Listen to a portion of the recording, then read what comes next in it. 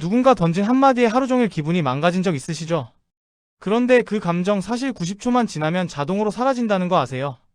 문제는 우리가 계속 그 상황을 되새기면서 스스로 불을 지피고 있다는 겁니다. 화라는 감정은 신경과학적으로 보면 선택이거든요. 스트레스 호르몬이 우리 몸에서 자연스럽게 배출되는데 걸리는 시간이 정확히 90초예요. 하지만 우리는 그 감정을 살려두죠. 상황을 반복해서 떠올리고 했어야 할 말을 머릿속으로 리허설하면서요. 오늘은 이 원리를 활용해서 어떻게 하면 아무에게도 화내지 않고 괴로워하지 않을 수 있는지 제대로 이야기해 보겠습니다. 토스트 태울 때 화재 경보기가 울리잖아요.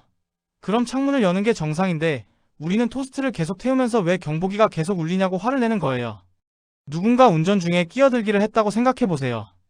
그 순간 몸에 스트레스 호르몬이 확 쏟아지는데 이게 바로 그 90초입니다.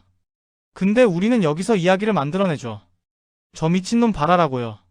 그렇게 20분이 지나도 여전히 화가 나 있는 겁니다. 이 90초 법칙을 이해하면 선택의 순간이 보이거든요. 호르몬이 자연스럽게 빠져나가게 둘 수도 있고 아니면 계속 기름을 부을 수도 있는 거죠. 쟤는 내 감정 버튼을 너무 잘 눌러라는 말 많이 하시죠?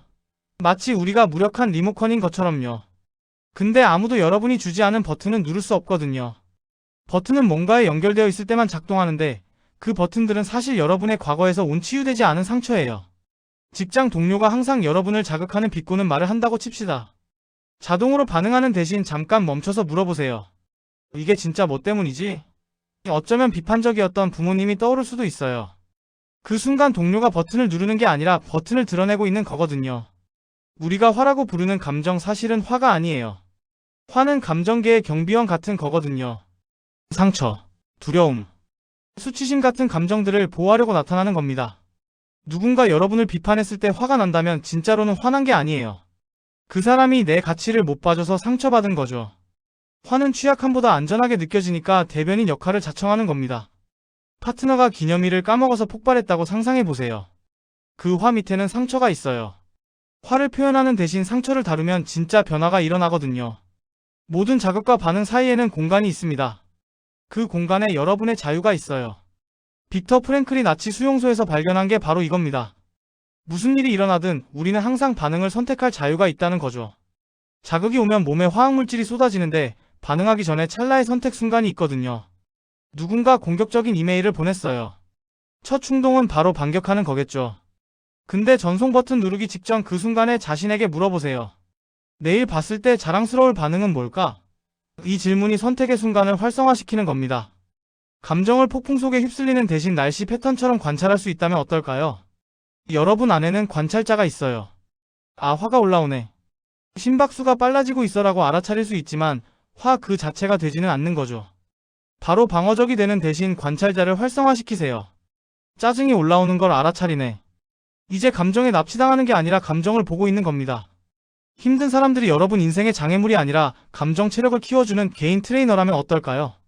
비판적인 상사는 회복 탄력성 근육을 키워주고 공격적인 이웃은 경계 설정 기술을 개발시켜주는 겁니다. 마이크로 매니징하는 상사가 오늘 15번째 이메일을 보냈다고 칩시다. 날 신뢰 안 하네 라고 생각하는 대신 압박 속에서 침착함을 유지하는 연습을 도와주고 있어 라고 해보세요. 갑자기 이건 개인적인 박해가 아니라 감정 근력 훈련이 되는 겁니다. 경계선은 사람들을 막는 벽이 아니에요. 여러분이 문지기인 출입문입니다. 건강한 경계선은 좋은 것은 들어오게 하고 해로운 것은 막아내죠. 친구가 계속 불평만 하고 해결책은 절대 안 듣는다면 어떨까요? 좌절하는 대신 경계를 세우세요. 널 아끼는데 이 문제는 5분만 들어줄 수 있어. 해결책을 같이 고민하고 싶지 않으면 말이야. 여러분의 감정 에너지를 보호하면서도 여전히 지지적인 거죠. 아는 것과 실천하는 건 달라요. 지식만으론 그냥 오락이거든요. 통합은 완벽함이 아니라 일관된 연습으로 일어나요. 하나의 기술을 골라서 일주일 동안 써보세요. 누군가 자극할 때 90초 법칙을 기억하는 거죠.